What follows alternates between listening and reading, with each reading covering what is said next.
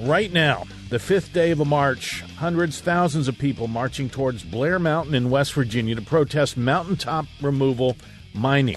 There's going to be the culmination of the rally tomorrow, culmination of the march, rather, with a rally tomorrow featuring Robert F. Kennedy Jr., Emmylou Harris, among others.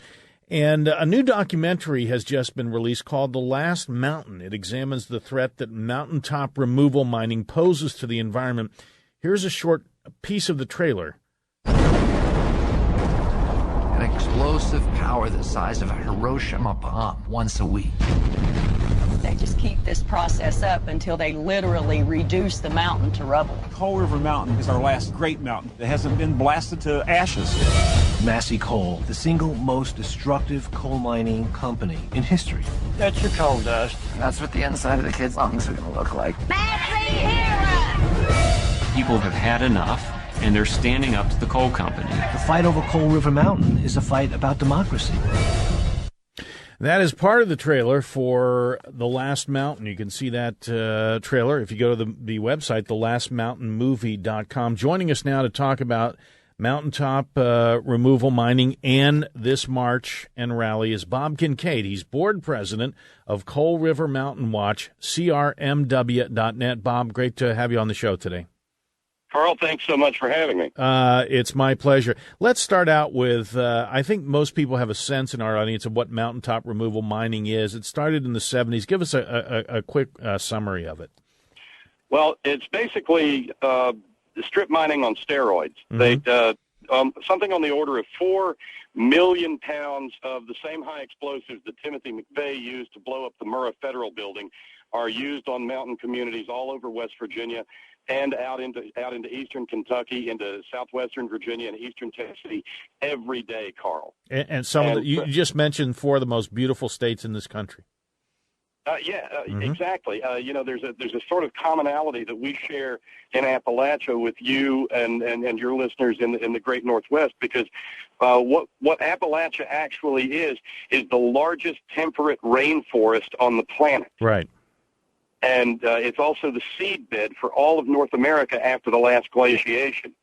And so it seems somehow, the word is criminal to allow this to go on, because I have no doubt, Carl, that if this was taking place in where you are, there would be outrage that is almost incalculable. Right. Go ahead, Bob. Well, I was just going to say, as it stands, however, the coal companies, because of the stranglehold that they have on government in West Virginia and in Washington, D.C., have managed to keep this a dirty, filthy little secret for a long, long time. And what we're desperately trying to do is help America understand that this isn't a regional problem, this isn't a state problem, this is an American problem that demands an American solution. That's right. In addition to, despoiling the environment there in many ways, valley fill occurs when these explosions happen. It covers up the headwater streams. There are chemicals in those rocks which then leach into the water, right? That's absolutely true. The chemicals like selenium, cadmium, barium, virtually the whole nasty brew of heavy metals that just absolutely. Bob, are you there? Did we lose Bob for a second? Sure. Oh, you're there. I'm sorry. So this march towards Blair Mountain, I think it's also important, Bob, right now. Bob Kincaid with us, board president of Coal River Mountain Watch. I've said so many times on the show how labor history is not taught in the schools. Give us a brief summary of the Battle of Blair Mountain in August and September 1921. Well, by the time 1921 rolled around in West Virginia, basically, people working in the coal industry were slaves. I come from a long history of coal mining. My father, my grandfather, and my great-grandfather were all UMWA coal miners. And in 1921, they couldn't take it anymore, and they took up arms. A bunch of men who'd been to the First World War, been in the trenches in France, fought for freedom, and came home only to find out that they themselves were not free, that they were slaves to a rapacious coal industry.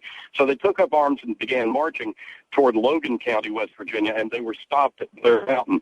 And at Blair Mountain, the federal government, and very few people know this, the federal government, the United States government, unleashed the full fury of the American military and even the fledgling Air Force. Bombs were dropped on them. Attack, to drop bombs on these miners.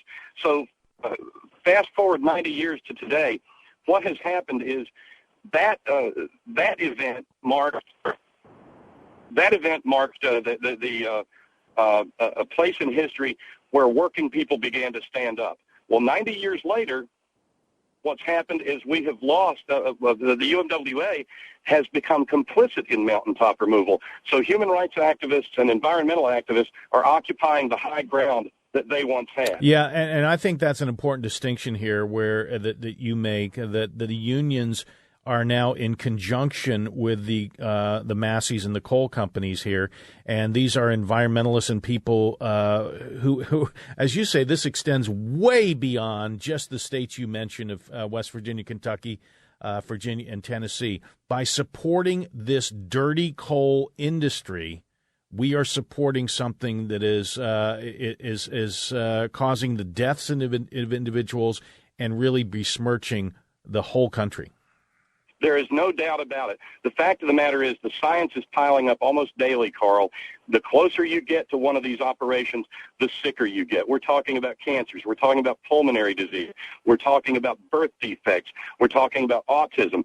It's absolutely intolerable that we would allow this to happen. As long as mountaintop removal continues in Appalachia, right, it's my position that Appalachian people aren't really fully American. That's right. Bob Kincaid with us, board president of Coal River Mountain Watch, trying to stop mountaintop removal mining. And we were talking about the Battle of Blair Mountain. That's where, Mother Jones, they got a magazine named after her. She was an activist in the unions. I believe she was born in Ireland, but she helped lead this fight in Logan County. That's absolutely right. And she, before she ever went to those coal fields, she was also active up here in the county where I live, Fayette County, West Virginia. We're known now, for instance, Carl, for being the heart of the whitewater rafting industry in the east with the New and the Gauley rivers. Well, here in about 45 minutes, I'm going to go into a county commission meeting here in Fayetteville, West Virginia, where we're trying to get stopped another one of these monster coal operations that's going to blow up the mountains here in Fayette County and stands to destroy our tourism economy. And get this, Carl, the coal industry likes to say, well, this is good for our national security. Coal is important for our national energy policy. Every scrap of coal that comes out of this Fayette County operation that comprises somewhere between 6,000 and 9,000 proposed acres of blasting and destruction, every pound, every lump, every ton of coal that comes out of that operation is going to India, Carl. Yep, yes, and we're trying to get rid of Boardman here.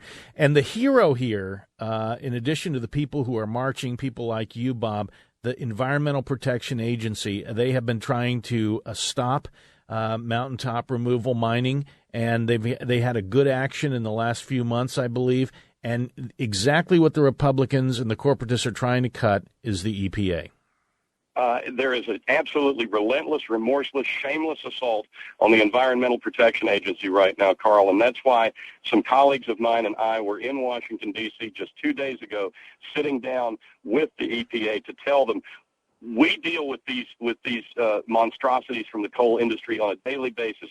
We're threatened, we're beaten, we're shunned in our communities, but we're not afraid of them. We're standing up to them, and we just wanted to tell the EPA that we've got their back. Well, I'll tell you, Bob, good luck. The march is continuing. That rally Saturday, I doubt that Fox News is going to cover the rally with Robert F. Kennedy Jr. and Emmylou Harris and thousands of others, but we got your back here, and let's get the word out. And also, this movie, I just saw the trailer, this documentary, The Last Mountain, saw the trailer. I so want to see this movie just looking at the trailer, and people can go to thelastmountainmovie.com. You've seen the documentary?